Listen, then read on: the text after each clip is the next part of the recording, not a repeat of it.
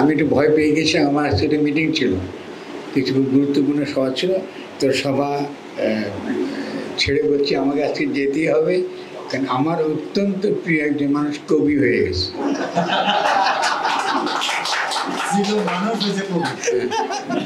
তো উনি জিজ্ঞেস করলেন কি করে আপনি শিওর হলেন, আপনি কি করে নিশ্চিত হলেন উনি কবি, কি করে নিশ্চিত হলেন উনি কবি? আমি বললাম তার কবিতার বই আমি একটু উঠেছি, আলোচনা করতে চেয়েছিলাম, আলোচনা করে একটা খালি উদাহরণ দেবো আপনাকে। আপনি যদি একমত হন যে সে কবি হয়েছে তাহলে আমি যাবো, যদি মনে করে যে হয় নাই আমি যাব না। তো যাচ্ছে বলেন, আমি রঙিলের কবিতার মধ্যে একটা শব্দ আছে, শব্দের নাম হচ্ছে শরীর। তুমি যে কি আমাদের শরীর, ও আচ্ছা শরীর, না না না শরীর। আচ্ছা এখন আমি কিন্তু কথাটা দুষ্টামি করে মজা করে বলছি আপনাদের, কিন্তু আসলে একজন কবি একটা শব্দের জন্য চিরস্মরণীয় হয়ে থাকে কাব্যে। এটা নতুন জিনিস কেন বলছি, যেহেতু আপনারা একটুখানি উদাহরণ দিয়েছেন না আমাকে, আমার প্রসঙ্গে কথা বলেছেন। 60-তে আদম ভালো বুঝবে, কারণ সে হতে সম্ভবত আমার একমাত্র বন্ধু যে আমার সম্পর্কে লিখেছে, আমি তো সারা জীবনে অভিজ্ঞতা ছিলাম এনিওয়ে। তো এখন প্রথম কথা হচ্ছে খুব ইন্টারেস্টিং, যেটা হচ্ছে আমাদের সময়ে আমরা যখন বলেছিলাম যে প্রথম বিপ্লবের খুন বেরোবে ভাষা থেকে, অধিকাংশ মানুষ কিন্তু আমাদের কথা বোঝে না সেই সময়। একটা কি ভাষার থেকে আবার খুন বেরোবো, ভাষাকে ভাঙলে কি সুবিধা, ভাষা ভাঙবো কেন? তখন তো প্রমিত ভাষা তৈরি করার চল, আপনি একটু ভেবে দেখেন, এটা খুব গুরুত্বপূর্ণ বিষয়। তখন প্রমিত ভাষাকে আরো কত প্রমিত করা যায় সেই চেষ্টা চলছে। আর সেখানে আমরা বলছি যে না, আমাদেরকে ভাষা ভাঙতে হবে, কারণ নতুন চিন্তার উন্মেষ ঘটে ভাষার ভাঙনের মধ্যে দিয়ে। ভাষা যখন ভাঙে তখন বোঝা যায় সমাজে নতুন চিন্তার উদ্ভব ঘটছে, মানুষ নতুন করে চিন্তা করবার চেষ্টা করছে, কারণ পুরনো ভাষা সে আর কথা বলতে চাইছে না।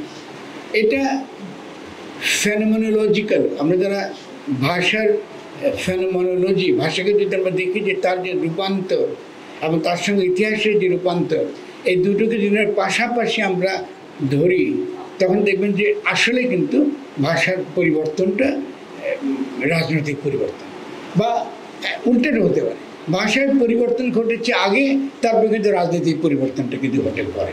খুব এটা আমরা যারা ভাষা এবং রাজনীতির সম্পর্ক বুঝি না, আমরা অধিকাংশ ক্ষেত্রে এটা বুঝি না বলে বাংলা সাহিত্য, অন্তত বাংলাদেশের সাহিত্য এখনো মারাত্মকভাবে দুর্বল রয়েছে। তোমরা যদি এই কথাগুলো একটু ভালো করে বুঝতো তাহলে কিন্তু অনেক কিছু আমরা এগিয়ে যেতে পারতাম। আমরা তো সকলে একরকম প্রতিভা থাকবে না, আমার চার অনেক তরুণরা অনেক প্রতিভাবান, কিন্তু তারা যদি এই ফিলোসফিক্যাল পার্টটা, এই ক্রিটিক্যাল জিনিসটা বুঝতে পারতো, তাহলে নিঃসন্দেহে বাংলা সাহিত্য অনেক বেশি সমৃদ্ধ হতো, আমরা অনেক বেশি আমরা অর্জন করতে পারতাম। আমি একটা ছোট্ট উদাহরণ দিই, তাহলে বুঝবেন আপনারা।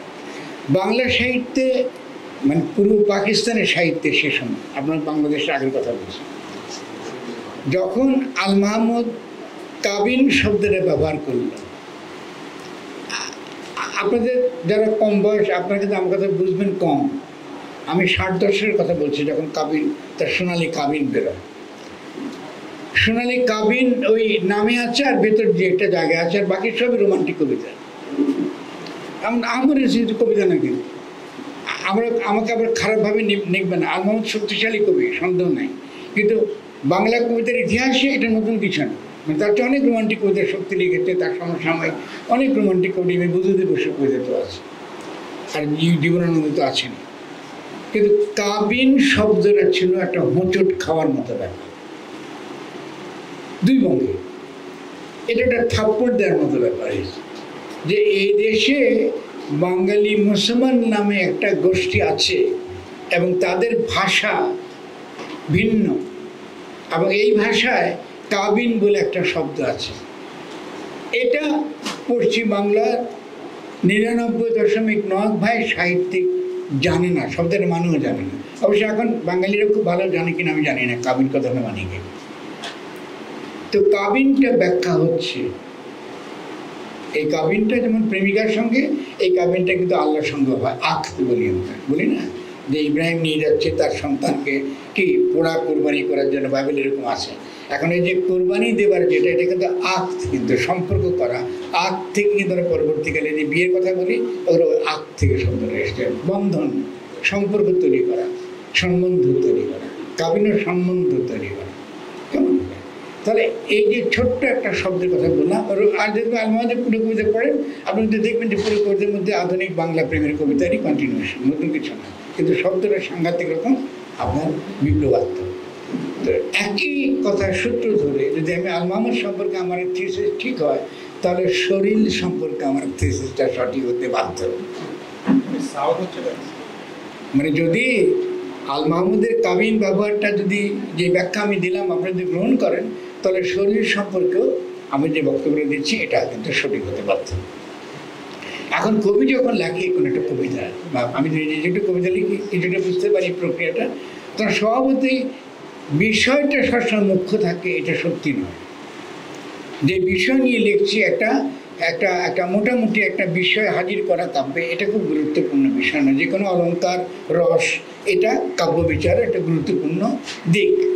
কাব্য বিচার করতে গেলে আপনাকে, এটা তো গদ্য নয়, ফলে রসটা খুব গুরুত্বপূর্ণ, অলঙ্কারটা খুব গুরুত্বপূর্ণ, ঠিক আছে না? এখন হয়তো আমাদের হৃদয় পড়ে আমরা বুঝতে পারি যে ভাষা মাত্রই রসবৃত্তি সমৃদ্ধ, অথবা ভাষা মাত্রই কাব্য, ঠিক না? আমরা যখন কথা বলি তখন কবিতাতে কথা বলি, আমরা সজ্ঞান থাকি না। যদিও যেমন আমরা বলি সূর্য ডুবেছে, বলি না?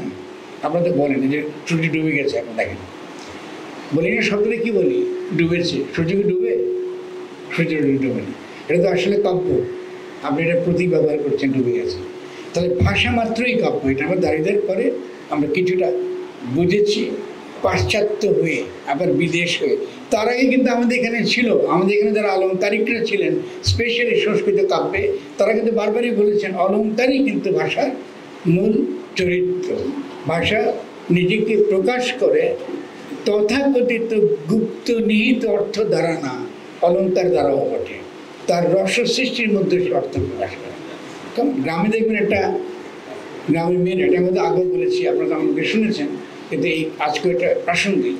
গ্রামে দেখবেন মেয়েরা কিন্তু যখন বলে ভালোবাসি কাউকে, ভালোবাসি বলে না ঢাকা শহরের মধ্যবিত্ত শ্রেণীর মতো, তারা বলে তোমার জন্য আমার পেট পড়ে। আপনি শুনেছেন এই ভাষা কখন? তারা বলে তোমার জন্য আমার পেট পড়ে।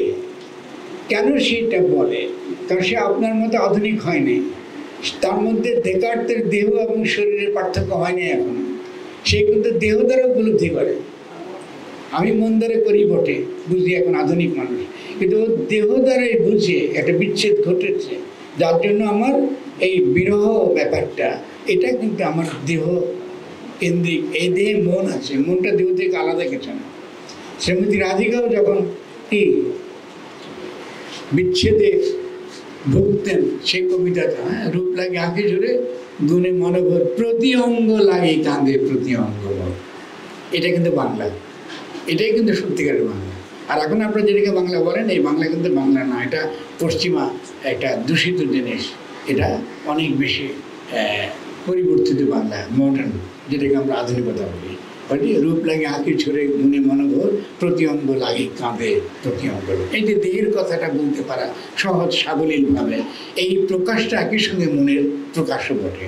ফলে শরীর কথাটা যখন একটু আগে ব্যাখ্যা করছি একদিন আপনাকে, এটা কিন্তু আমি খুব যে ভেবে চিনতে বলিনি তা কিন্তু না, ভেবে চিনতে বলেছি। বাংলা কবিতার ইতিহাসের জায়গায় দাঁড়িয়ে এই শব্দটার ব্যবহারটা সেই কারণে খুব গুরুত্বপূর্ণ। আমি রোমেল আমাকে একটা বিপদে ফেলে দিচ্ছি, কারণ সেটা হলো যে রোমেল আমাকে বইটা উৎসাহ করে খুব বিপদে ফেলছে। বিপদে ফেলছে কী কারণে? আমি ওর বই সম্পর্কে লিখতে পারছি না। মানে এটা হলে আমার মুখ বন্ধ করে দেওয়ার মতন অবস্থা। মানে আমি যে লিখবার সাধ্য না। আমি এখনও যা যা বলছি তখন ঠিকই বলবে যে রোমেলের বন্ধু, রোমের সবচেয়ে প্রিয় মানুষ, সবচেয়ে ভালোবাসি যারা রুমেল আজম, তারা নিজেরা খ্যাত বন্ধুদের প্রশংসা করতেছে। এটা মুশকিলের, তো ঠিক আছে, আমরা সেই মুশকিলটা মাথায় নিয়েই আমি আমার কথাগুলো বললাম। আবার সেই হিসাবে আরেকটা যখন বইটা বেরিয়েছিল, আমি তৎক্ষণাৎ লেখার মতো একটা খুব অনুপ্রেরণা বোধ করেছিলাম, কিন্তু আমি লিখতে পারিনি দুটো কারণে। আমার দুটো চোখের অপারেশন হচ্ছে তারপরে পরপরে, ফলে ছোটো অক্ষর তো আমি পড়তে পারি না, এটা আমি খুব কষ্ট করে পড়তে। তো কিছু কিছু পড়েছি, যতটুকু পারি আমি পড়েছি সেই জায়গাতে। কিন্তু আমি নিঃসন্দেহে আমার ব্যক্তিগত অনুভূতিটা হলো এই, আমি কবিদের বইটা দেখে খুবই খুশি হয়েছি, কারণ রোমেলের মধ্যে এই চরিত্রটা ছিল। আমি মনে করি, মানে কবি হিসাবে মনে করি আমাদের সকলেরই কিন্তু কবিতা লেখা উচিত। কবিতা কিন্তু একটা সেফ একটা সাহিত্যের ব্যাপার না। আমরা যখন গুনগুন করে গান করি তখন কবিতা মনে যা আসে তার লেখা উচিত। তাহলে কবিতা এমন একটা জিনিস যেটা আমাদের স্বতঃস্ফূর্ত আমাদের সকল ভাবগুলো জাগে, এটার প্রকাশ, সে অর্থ খুব গুরুত্বপূর্ণ। এখন ধরুন এই যে প্রথম বিপ্লবের খুন বেরবে ভাষা থেকে, এই জায়গা থেকে আমি একসময় ব্রাত্য রায়কে খুব গুরুত্বপূর্ণ কবি বলে মনে করেছি, এখনও মনে করি। যদিও সে হিসেবে সে কবিতার অনুসরণ করেনি, সে যেটা পরবর্তীকালে সরে এসেছে বাংলা গদ্যে। এখন তরুণদের প্রায় 60-70% যে বাংলা লেখে, এই বাংলাটা ব্রাত্য রায়চৌধুরী বাংলা, তার তৈরি করা বাংলা। ফলে আপনি তাকে এড়িয়ে কিন্তু কিছু করতে পারবেন। যার যে ঐতিহাসিক অবদান, এই ঐতিহাসিক অবদানটা আপনাকে স্বীকার করতে হবে, করলে কিন্তু আপনি সমাজটা কিন্তু এগিয়ে যায়। আমরা বুঝতে পারি যে ঠিক আছে, এই ক্ষুদ্র অবদানটুকু তার যতটুকু হোক, এটা একটা খুবই গুরুত্বপূর্ণ একটা অবদানের মধ্যে দিয়ে আমরা যাই, এগোই, সমাজটা আমরা এগোই। কেমন? তো এই কথাগুলো বলার পরে আমি আর দুইটা জিনিস একটু আপনাদেরকে বলবো। সেটা হলে যে শহীদ মিছিল, শহীদি মিছিল, শহীদি মিছিল আমার কাছে খুবই তাৎপর্যপূর্ণ একটা রাজনৈতিক কি বলবো ইভেন্ট বা একটা ঘটনা ঘটেছিল 5ই আগস্টের পরে। আপনারা জানেন যে সে সময় কি বৈষম্য বিরোধী ছাত্র আন্দোলন, শহীদি মিছিলের একটা প্রোগ্রাম তারা করেছিলেন, মনে আছে আপনাদের অনেকের কাছে। আমি মনে করি ওটা ছিল অত্যন্ত প্রতিভাবান একটা চিন্তা, এবং এটা রাজনৈতিক ক্ষেত্রে আমরা যখন বিভিন্ন আন্দোলন সংগঠিত করে দিয়ে, সেই দিক থেকে শহীদি মিছিল কথাটা মানে হচ্ছে এই যে শহীদ হবার ঘটনাটা বারবার থিয়েট্রিক্যালি সমাজের স্মৃতিতে জাগরিত করা, সমাজকে মনে করিয়ে দেওয়া যে এই দেশে একটা গণঅভ্যুত্থান হয়েছে এবং সেই গণঅভ্যুত্থানের জন্য বহু মানুষ শহীদ হয়েছে। শহীদি মিছিল মানে আমরাও কিন্তু জীবিত নই, আমরা কিন্তু শহীদ, জীবিত যারা তারাও কিন্তু শহীদ, তার শহীদের স্মৃতি তারা ধারণ করে। হিস্ট্রি কিন্তু রিইনেক্ট করে, ইতিহাসকে রিইনেক্ট করবার এটা একটা গুরুত্বপূর্ণ একটা ধারা। এই ইতিহাসকে রিইনেক্ট করবার মানে পুনর্বার এটাকে নাটকীয়ভাবে হাজির করবার যে ব্যাপারটা, এটা আমরা শিয়াদের মধ্যে দেখি। আজকে দেখুন ইরান এবং যুক্তরাষ্ট্র এবং ইসরায়েলের মধ্যে একটা যুদ্ধ পরিস্থিতি তৈরি হয়েছে, যেটা খুব বিপজ্জনক আমাদের। এবং ইরান যদি মধ্যপ্রাচ্যে দুর্বল হয়ে পড়ে, আগামী দিনে আমাদের জন্য একটা ভয়াবহ বিপদের সংকেত দেখছি, আমি পরিষ্কার চোখের সামনে দেখছি। ফলে যদি এই জুলাই অভ্যুত্থানের দিকে আপনারা তাকাই, তাহলে দেখা যাবে যে শহীদি মিছিলের কথা ভাব বলতে পারছি আপনাদেরকে, কিন্তু গণ অভ্যুত্থানটা কিন্তু পূর্ণ গণ অভ্যুত্থান কিন্তু হয়নি। মানে আমাদেরকে বহু রাজনৈতিক কর্তব্য সামনে রয়েছে। সম্ভবত আগামী দিনের কাজটা আগের চেয়ে অনেক বেশি কঠিন হবে, সম্ভবত, আশা করি বেশি কঠিন হবে না, কিন্তু সম্ভবত। এটা আমার নিজের যতটুকু আমি রাজনীতি বুঝি আপনাদেরকে আমি বলে রাখছি, কতটুকু আবার কবে কোথায় বলতে পারি না। কেন আমি বিবেচনা দেখি, কারণ কিছু আলোচনা আপনারা এখানে করেছেন। একটা হচ্ছে যে বিভাজনটা, যেটা হচ্ছে রোমেলের কবিতাকে কেন্দ্র করে আলোচনা করেছেন বটে, কিন্তু আসলে তো আমরা বিভাজনের বাইনারি অতিক্রম করে যাবার যে রাজনীতিটা আমরা শুরু করেছিলাম, সেই রাজনীতিটা আমরা কি করতে, আমরা কিন্তু এটাকে সম্পূর্ণ করতে পারিনি। মানে আমরা এই ঠিকই বলেছেন আপনারা যে আমরা এই গণঅভ্যুত্থান ঘটে যাওয়ার পরে আবারও কিন্তু কেউ শিবির, কেউ সেকুলার, কেউ বাঙালি মুসলমান, কেউ মুসলমান হয়ে গেছে। এই হয়ে যাওয়ার কারণে আপনি কিছুতে পলিটিক্যাল রাজনৈতিকভাবে চিন্তা করবার ক্ষমতা আমরা হারিয়ে ফেলেছি। আমরা একটা পরিচয়বাদী জায়গা থেকে চিন্তা করি, রাজনৈতিকভাবে চিন্তা করতে পারছি না, রাজনৈতিক চিন্তা করতে আমরা পারছি না। আমার না করার কারণে এই বিভাজনটা বাড়বে। যে কারণে আপনি দেখবেন যে ইদানিং আমার লেখাতে স্বভাবতই আমি এই পরিচয়বাদী শব্দ যত সম্ভব পরিহার করার চেষ্টা করি। আমরা কনসেন্ট্রেট করি, আমরা যেখানে মনোযোগ দিই সেটা হচ্ছে গণ অভ্যুত্থান, গাঠনিক ক্ষমতা, গঠনতন্ত্র, এই পলিটিক্যাল বিষয়টাকে বেশি সামনে আনাটা জরুরি। আপনি বাংলাদেশের রাজনৈতিক লড়াই এখন আসলে মোটো বাঙালি বনাম বাঙালি জাতিবাদের সঙ্গে বা বাঙালি জাতিবাদের সঙ্গে তথাকথিত ইসলামী জাতিবাদের লড়াই না, কিংবা আমি বাঙালি আর বাঙালি মুসলমান মধ্যে লড়াই না। এটা এই ফেজ 5ই অগস্টে আমরা পার হয়ে এসেছি, এবং আসবার পরেও আমরা এখনো এই যে নিজেদেরকে রাজনৈতিকভাবে গঠন করার প্রশ্ন, এটাকে আমরা এখনো ধরতে পারছি না। যে কাজটা হচ্ছে এই বাইনারি অতিক্রম করে আমরা বিভিন্ন মতের মানুষ রাজনৈতিকভাবে, মতাদর্শিকভাবে না, আমি একটু বুঝে বলছি, দুটোর পার্থক্য একদম আলাদা। মতাদর্শিক ভাবে সমাজের পার্থক্য সমাজের জন্য ভালো, অলওয়েজ এটা ভালো, এটা ডিসকোর্সের অংশ, সোশ্যাল ডিসকোর্সের অংশ থাকবে। ইতিহাস বোঝার ক্ষেত্রে আমার একরকম বুঝ হবে, আপনাদের ভিন্ন রকম বুঝ হবে। সাহিত্য রচনার ক্ষেত্রে আমি একরকম কাব্য লিখবো, আরেকজন ভিন্নভাবে কবিতা লিখবে, এই ডিসকোর্স সমাজে থাকবে, এটাই সমাজের শক্তির জায়গা। কিন্তু পলিটিক্যাল অর্গানাইজেশনের দিক থেকে, পলিটিক্যাল স্ফেয়ার, যেটাকে আমরা রাজনৈতিক পরিসর বলি, সে রাজনৈতিক পরিসরের তর্কের বিষয় কিন্তু মতাদর্শিক লড়াই না। তর্কের বিষয়টা রাষ্ট্রকেন্দ্রিক, রাষ্ট্রটা কি করে বানাবো, সেখানে বিভিন্ন মতের মানুষ কি করে একসঙ্গে বাস করবে এবং তাদের মতের পার্থক্যগুলো তারা নিরসন করবার সামাজিক সাংস্কৃতিক প্রক্রিয়াগুলো কি, সাহিত্যের জগতে সেই প্রক্রিয়াটা কি, এটাকে পরিষ্কার করে করাটাই হচ্ছে এখনকার সত্যিকারের রাজনীতি, গঠনতান্ত্রিক রাজনীতি। আমরা অতীতে কেউ মার্ক্সবাদী, কেউ ইসলামবাদী, কেউ সেকুলার, এই যে তথাকথিত মতাদর্শের বিভাজনের মধ্যে আমরা বাস করি, এবং সেখানে আমরা বসে বসে এই পুরো সমাজকে বিচার করি, পুরো রাজনীতিকে বিচার করি। এটা মারাত্মক রকম ভুল রাজনীতি। এই রাজনীতি থেকে অবশ্যই আমাদের দ্রুত বেরিয়ে আসতে হবে, ঠিক আছে না? বেরিয়ে আসলে আমরা দেখব যে যারা সঙ্গে মতে একমত নই, কিন্তু আমি তার রাজনৈতিক শত্রু না, কিন্তু মতাদর্শিক শত্রুকে রাজনৈতিক শত্রু বলে না।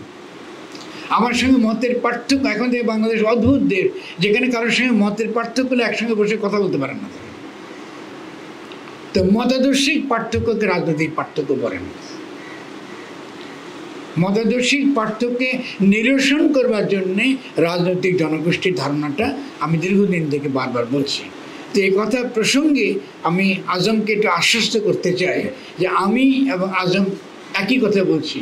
আজম কিন্তু পলিটিক্যাল মানে কনসেপ্টটা, রাজনৈতিকতার যে কনসেপ্ট, এটা কিন্তু শত্রু মিত্র বিভাজনের উপর। তার মানে এই নয় যার সঙ্গে আমার মতের পার্থক্য আছে সে আমার শত্রু, এটা না, এটা স্মিথের ধারণা। তো আজমকে বলবো একটু আমরা সেটা পড়ে দেখি আসলে পলিটিক্যাল শত্রু মিত্র বিভাজনটা কেন দরকার। যদি শত্রু মিত্র বিভাজনটা পরিষ্কার না থাকে তাহলে ভারতের জনগণ তো আপনার শত্রু না। কালকে গিয়ে আমি ভারতে যোগদান করি, এটা পলিটিক্যাল। যদি পশ্চিম বাংলার বাঙালি নিজেকে ভারতীয় মনে করে তাহলে অবশ্যই সে আমার পলিটিক্যাল এনিমি। এর মানে এই নয় যে তার সঙ্গে আমার কোনো কাজ হবে না, কোনো কথাবার্তা হবে না। আরও বৃহত্তর একটা বৃত্ত, আরও বৃহত্তর রাজনৈতিক বৃত্ত আমরা তৈরি করবো না, অবশ্যই করবো। আমরা বড় বাংলার চিন্তা করব। এখন পলিটিক্যালি আমি সে বড় বাংলার চিন্তা করতে পারবো না। পলিটিক্যালি ভারতের বাঙালি, আমিও বাংলা ভাষায় কথা বলি, একই হিস্ট্রি ধারণ করি, কিন্তু সে কিন্তু আমার পলিটিক্যাল এনিমি। এই অর্থে নয় যে তা গিয়ে মারপিট করতে হবে আমার, তা না। পলিটিক্যালি সে আলাদা। ফলে স্মিথের যে কনসেপ্ট অফ দ্য পলিটিক্যাল, তার মর্মকথা এটা। মর্মকথা এটা নয় যে আমার সঙ্গে মতাদর্শীভাবে আলাদা আমি কি তার উপর হামলে পড়ব, উল্টাটা। যার উপর আমার মতাদর্শিক পার্থক্য তাকে আমি কি করে রাজনৈতিক পরিসরে অন্তর্গত করব। ফলে সে রাজনৈতিক পরিসরটাকে ইমাজিন করতে পারাটা সবচেয়ে গুরুত্বপূর্ণ কাজ। এই রাজনৈতিক পরিসরটাকে কেমনে আমি কল্পনা করব, এইটাকে বলে বাংলাদেশ। তো বাংলাদেশটা একটা রাজনৈতিক পরিসর। পলিটিক্যাল হওয়া মানে বাংলাদেশি হওয়া। ফলে বাংলাদেশি হওয়া মানে অন্য সকল রাষ্ট্র আমার সম্ভাব্য শত্রু, তারা আমার শত্রু বলে আমি বাংলাদেশ রাষ্ট্র গঠন করেছি। এটা পরিষ্কার থাকতে হবে। আমি কেন বাংলাদেশ রাষ্ট্র গঠন করেছি? কারণ অন্য সকল রাষ্ট্র ব্যবস্থায় প্রত্যেকে আমার শত্রু। যদি তারা শত্রু না হয় তাহলে আমার আর শত্রু বানাবার দরকারটা নেই, দরকারটা নেই। তাহলে পলিটিক্যাল কনসেপ্টটা আমি আজকে আশ্বস্ত করবো, খুব গুরুত্বপূর্ণ একটা ধারণা। আবার সে আমাকে অবশ্যই, আমার বন্ধু আমাকে সমালোচনা করবে, কোনো সন্দেহ নেই।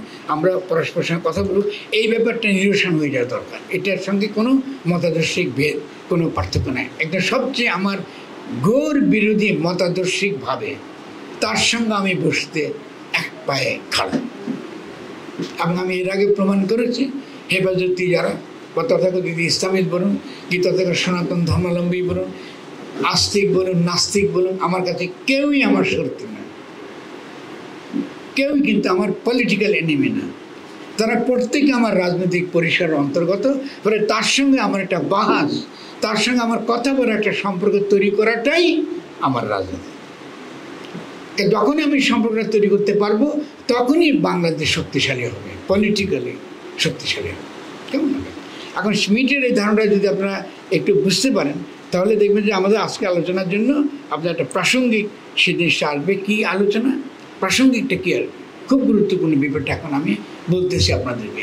সেটা যদি পলিটিক্যাল ব্যাপারটা, রাজনৈতিকতা ব্যাপারটা বুঝতে পারি তাহলে সাহিত্য বুঝব।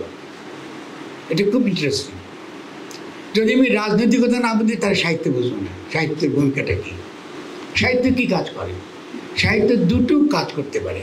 একটা হচ্ছে বিদ্যমান রাজনৈতিকতাকে সে ধরে রাখতে পারে, বিদ্যমান যে রাজনৈতিকতা তৈরি হয়েছে এটাকে সে সত্য জ্ঞান করে সে জায়গায় দাঁড়িয়ে অন্যদের, তার যাদেরকে সে শত্রু গণ্য করে তাদের বিরুদ্ধে সে জাতিবাদী লেখা লিখতে পারে, কিংবা শ্রেণী সংগ্রামের নামে সে শ্রেণীর পক্ষে শ্রেণীর শত্রুদের বিরুদ্ধে লিখতে পারে।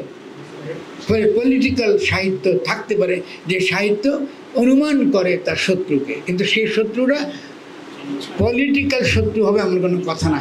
দেখা যায় সেই শত্রুটা তার মতাদর্শিক শত্রু। কিন্তু এখানে আমি আমার একটা নিজস্ব একটা মত আছে, যেটা আমি কিছুটা লিখেছি। আমি আশা করি আমি লিখলে আমি যদি আজমকে দিয়ে আজম পছন্দ করি, আমি জানি লিখতে চাইছি। সেটা হলো এই যে সাহিত্যের কাজ কিন্তু শহীদ সম্বন্ধ তৈরি করা। সাহিত্য একটা অদ্ভুত একটা কাজ করে।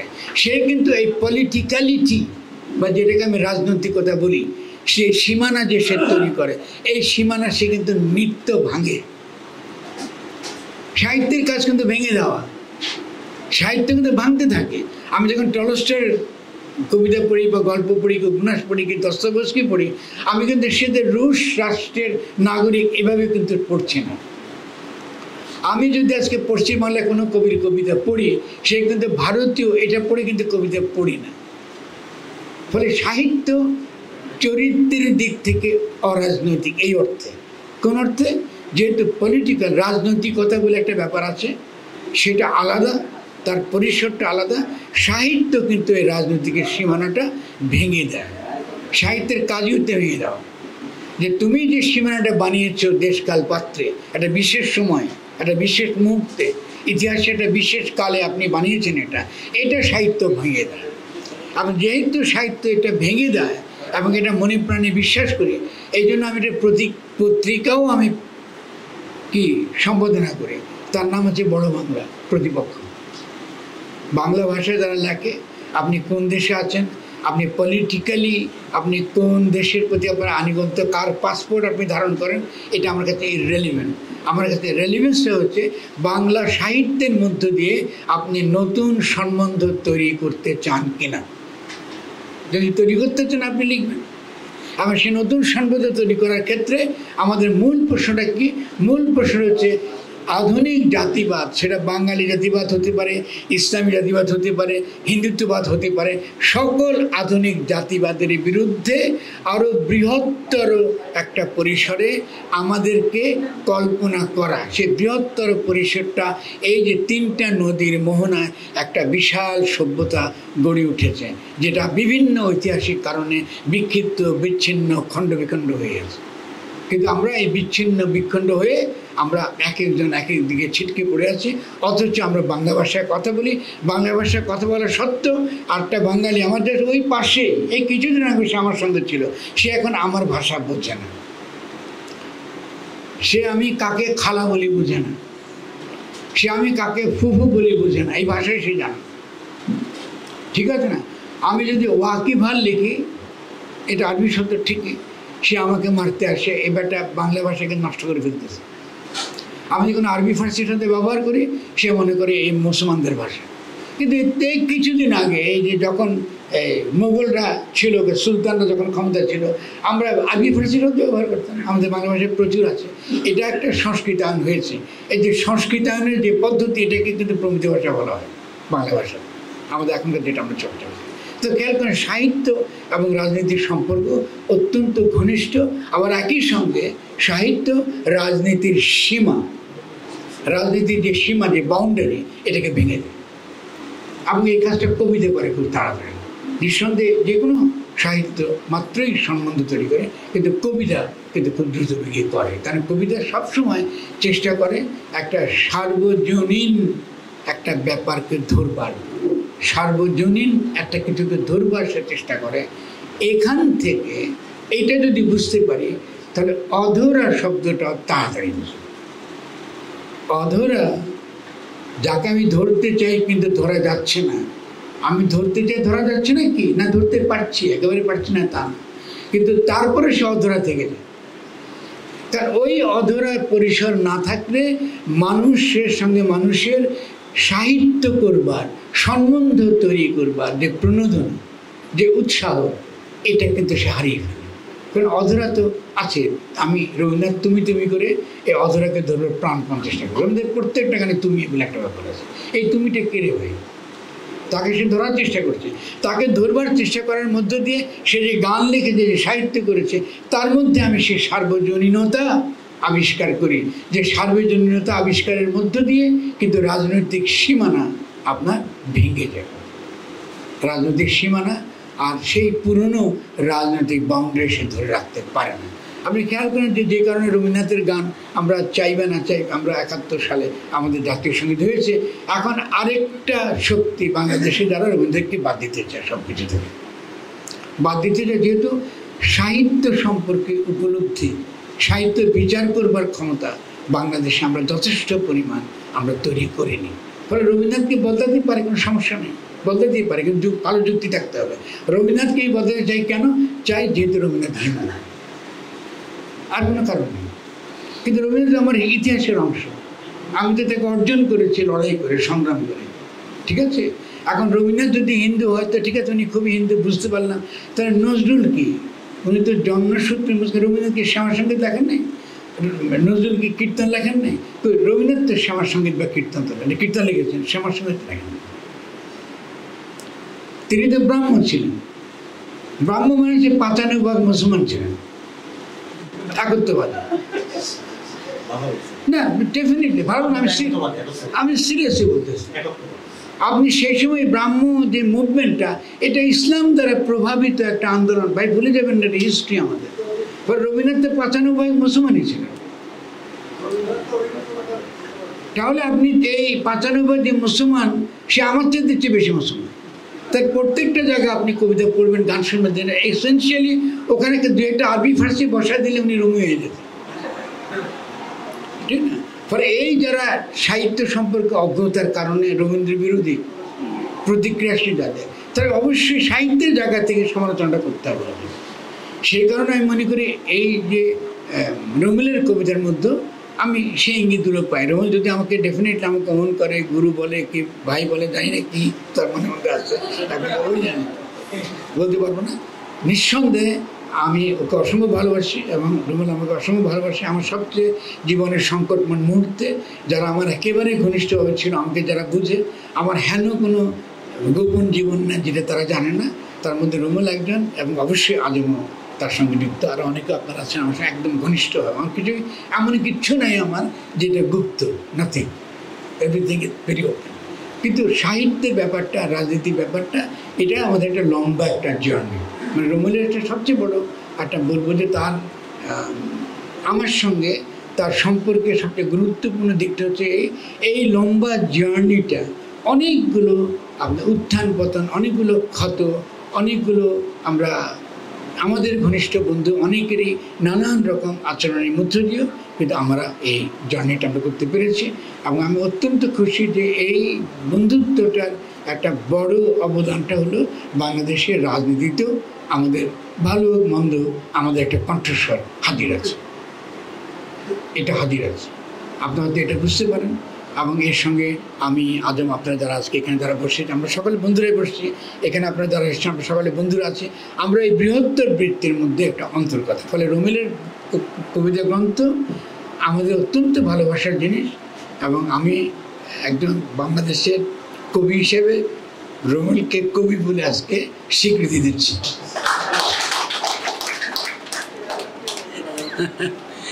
এবং এটার জন্য আমি কারোর কাছ থেকে আমার সার্টিফিকেট যথেষ্ট। আমার নিজের সম্পর্কে আমার কোনো হীনমন্যতা নেই। আমি কি জানি এটা বুঝি, আর কি জানি না তাও বুঝি, ঠিক আছে। তো আমি মনে করি এটা অত্যন্ত সুন্দর অনুষ্ঠান হয়েছে। আজকে বায়োস্কোপ যেটা করেছে আমার বন্ধু, আমাদেরই বন্ধু, আমি বায়োস্কোপের আরও কী বলি, তার আরও শনৈ তার উন্নতি ঘটুক, তার বিকাশ ঘটুক, তরক্কি ঘটুক। সত্যি সত্যি খুশি হয়েছি। এবং আমরা রুমিলের বন্ধুরা যারা এখানে হাজির আছে অধিকাংশ তার বন্ধু, অবশ্যই তার যারা ভালোবাসে তাকে, তারা সকলে এই বৃষ্টির দিন এখানে হাজির হয়েছে। মানে রুমিলের তরফ থেকে, আমার তরফ থেকে, আজমের তরফ থেকে, আর তার যারা বন্ধুরা যারা আমরা এখানে হাজির আছে, আমরা সকলের তরফ থেকে আপনাদেরকে অনেক অনেক ধন্যবাদ। এবং যারা অত্যন্ত সুন্দর আলোচনা করেছেন, কেমন আমরা সকলে দুর্দান্ত আলোচনা হয়েছে, আমি খুবই উপভোগ করেছি, তাদেরকেও অসংখ্য ধন্যবাদ সবাইকে। গুরুত্বপূর্ণ কিছু পয়েন্ট তুলে ধরছে। সাহিত্য আসলে কিভাবে সম্বন্ধ তৈরি করে, এবং সাহিত্য মাত্রই আসলে সম্পর্ক শাস্ত্র, এবং এটা কিভাবে রাজনৈতিকতার সীমানা ভেঙে দেয়, এটা ফরহাদ ভাই বলছে। আর আরেকটা সবচেয়ে গুরুত্বপূর্ণ জায়গা যেটা আমি মনে করি, রাজনৈতিক বিভাজন এবং মতাদর্শিক বিভাজনের মধ্যে যে পার্থক্য, এটা ফরহাদ ভাই খুব ভালো করে তুলে ধরছে। কারণ যখন আমরা বলি মানুষ বনাম পুঁজি, এবং আগামী বৈশ্বিক রাজনীতির গতিমুখ আসলে মানুষ বনাম পুঁজি হবে, এটা বলার মাধ্যমে আসলে কি আমরা কোনো বাইনারিতে ঢুকতেছি কিনা, কিংবা ধরেন জনগণ বনাম ফ্যাসিবাদী শক্তি, এটা বলার মাধ্যমে আসলে আমরা কোনো বাইনারিতে ঢুকতেছি কিনা, এটার চমৎকার সমাধান আসলে ফরহাদ ভাই দিছে যে এই বিভাজনটা আসলে রাজনৈতিক। আবার ধরেন যখন শাহবাগী বনাম শিবির এই বিভাজনটা করা হয়, এইটা হলো মতাদর্শিক। তো আমরা এখন অনুষ্ঠান শেষ করব কবি মোহাম্মদ রুমেলের কাছ থেকে শেষ কিছু কথা শুনে। আচ্ছা, কারো কি দুই একটা যদি কথা লাগে সংক্ষিপ্ত যে আমাদের সাইদুজ্জল আসছে, দুই এক বাক্যে যদি আপনারা রুমেলের কবিতা সম্পর্কে হ্যালো, আমরা যেটা জানতাম, চিন্তাম তিনি একজন ভালো সংগঠক চিন্তক, এবং যে কোনো প্রতিবাদী মানুষকে জাগ্রত করে তোলা, আন্দোলনের সংগ্রামগুলো সংগঠিত করা, আন্দোলনের পিছনের কারিগর হিসেবে এই কাজগুলো করা, সবগুলো হিসেবে তাকে জানতাম, চিনতাম।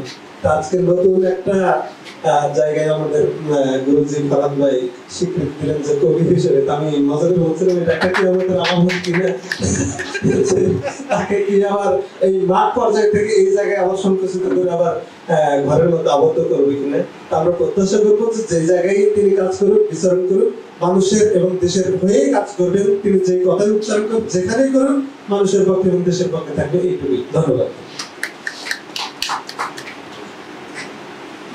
রোমান ভাইকে অসংখ্য অভিনন্দন যে আজকে আপনার কবি স্বীকৃতি পেলেন। আর আপনার কবিতা সম্পর্কে আমি আগে থেকে অবগত। এখানে কয়েকজন মানুষই তো আগে থেকে আপনার কবিতা পড়েছেন, এর মধ্যে আমি একজন, আমি আগে থেকে আপনার কবিতা পড়েছি। কিন্তু কবি হিসেবে আপনার আজকে জাতীয় স্বীকৃতি পেলেন আপনি, এজন্য অভিনন্দন। আর আরেকটা বিষয় অবশ্যই গুরুত্বপূর্ণ যে আপনার কবিতাগুলোতে যে মানে আমি আপনার কবিতাগুলো যেভাবে দেখেছি, যে আপনার কবিতাগুলো বরাবরই রাজনৈতিক এবং গভীরভাবে মানুষের সাথে সম্পর্কিত, এবং এইটাই হচ্ছে আসলে মূল রাজনীতির জায়গা, যে মানুষের পক্ষে আপনি কিভাবে দাঁড়াচ্ছেন, নিপীড়িতের পক্ষে কিভাবে দাঁড়াচ্ছেন, তার ভাষ্য কিভাবে হয়ে উঠছেন, এটাই আসলে কবির ভাষ্য হওয়া উচিত বলে আমি মনে করি। অসংখ্য ধন্যবাদ আপনাকে। রুবেল ভাই কবিতার একটা বিশেষ দিক আমি উল্লেখ করব যে অন্যান্য কবিদের মতো যে জীবন আমি কল্পনা করি ওই জীবন না, যে জীবন আমি যাপন করতেছি ওই জীবনটাকেই তুলে ধরা, এবং এটা অনেক অনেস্ট মনে হয়েছে আমার কাছে। এই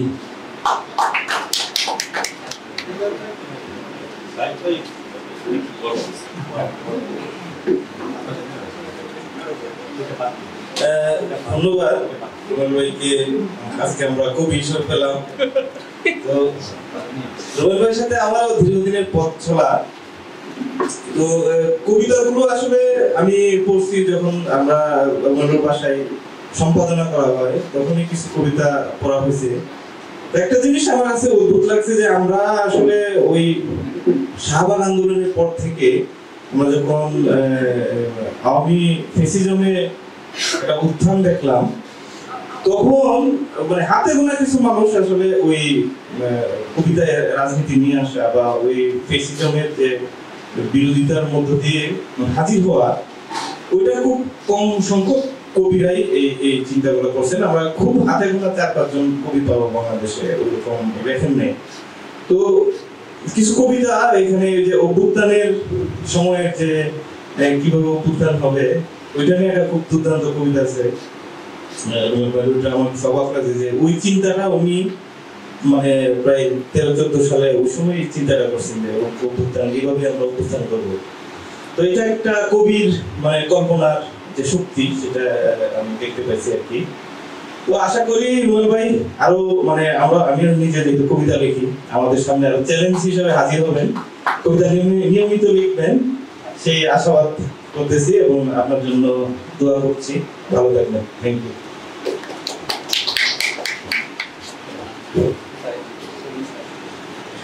ধন্যবাদ। আজকে খুবই ভালো লাগলো যে রুবেল ভাই কবি হিসাবে স্বীকৃতি পাইছে, এবং স্বীকৃতি কি আমাদের সবার গুরুর কাছ থেকে স্বীকৃতি পাইছে।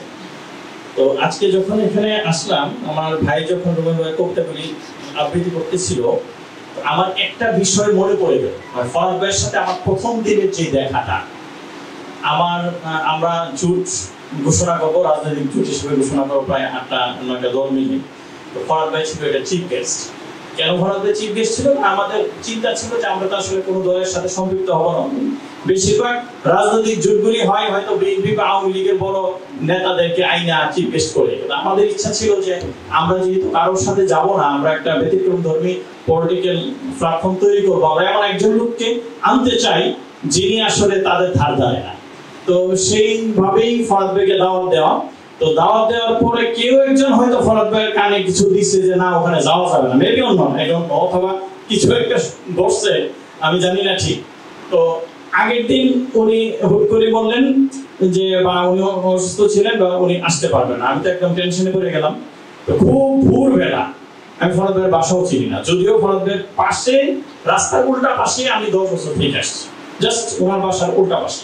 এখন যেটা অনেক বড় বিল্ডিং হয়েছে, এটা আগে দুধন একটা বিল্ডিং ছিল। তো আমি যাওয়ার পরে উনি আমাকে প্রথম প্রশ্নটাই করলো যে এই যে আপনার এখানে আমি যাবো, আপনাকে চিনি না যায় না, একবার সাথে দেখাও করেন নাই আমার সাথে, কেন যাবো আপনার কাছে? মানে আপনি আমাকে নিয়ে কি গেম খেলতে চাইছেন?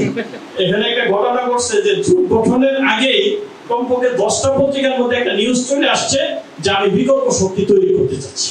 মানে এই হেডলাইনটাই ছিল বিকল্প শক্তি, তারা বিএনপি আওয়ামী লীগের পক্ষে না, তারা বিকল্প শক্তি। এবং প্রথম আলোতে সেই নিউজটা আসছে। তো প্রথমেই আমাকে ফরাদ ভাই প্রশ্নটা জিজ্ঞাসা করছে আপনি আমাকে বলুন কি করবো।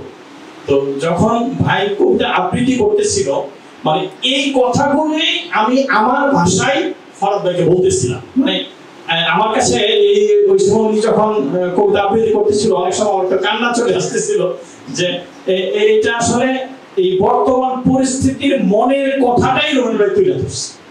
মানে আমি 100% ধরে নেব যে এটা একটা পলিটিক্যাল কবিতা, কোনো সন্দেহ নেই। এবং আমাদের বর্তমান সমাজের যে পরিস্থিতি চলতেছে, সমাজের পরিস্থিতিটাকেই উনি ব্যাখ্যা করছেন। আর এই কথাটাই যখন আমি ফরাদ ভাইকে বলতে গিয়ে এক সময় কান্না করে দিলাম, উনি তখন আমাকে বলছে আপনাকে দিয়ে রাজনীতি হবে না। আপনি কান্না করলেন কেন? আপনি কান্না করলেন কেন? আপনি দিয়ে রাজনীতি হবে না, আপনি চান। তারপরে আমার কাছে ঠিক আছে কয়টা মধ্যে যাইতে হবে? তো 10:30 আমাদের 10টাতে প্রোগ্রাম, আপনি দ্রুত যান, প্রোগ্রাম চালু করেন, আমি 10:30 মধ্যে পৌঁছবো। ঠিকই ফরাদ ভাই পৌঁছে, আলহামদুলিল্লাহ এরপর থেকে তো কন্টিনিউ আমাদের সবকিছুতে ভাইয়ের সাথে থাকে। তো আজকে এই প্রোগ্রামে না আসলে অ্যাটলিস্ট এই যে একটা ফিল, এটা আমার মধ্যে আসতো না, আমার মনে হইতো না, আমার অতীতটা আমি মনে করতে পারতাম না। তো রুমেন ভাইয়ের এই বইটা কিন্তু রুমেন ভাইয়ের থেকেই আমি মনে হয় এবার বইমেলা থেকে নিলাম, তাই না? এবং সেই রাইটার উনি কিন্তু আমাকে ফটোগ্রাফ দিয়েই আমাকে বইটা দিয়েছেন। ধন্যবাদ সবাইকে, আমি একটু বেশি বলে ফেলছিলাম। ওকে, ঠিক আছে, তাহলে আমরা এখন কবি মোহাম্মদ রুমেলের থেকে শেষ কিছু কথা শুনবো।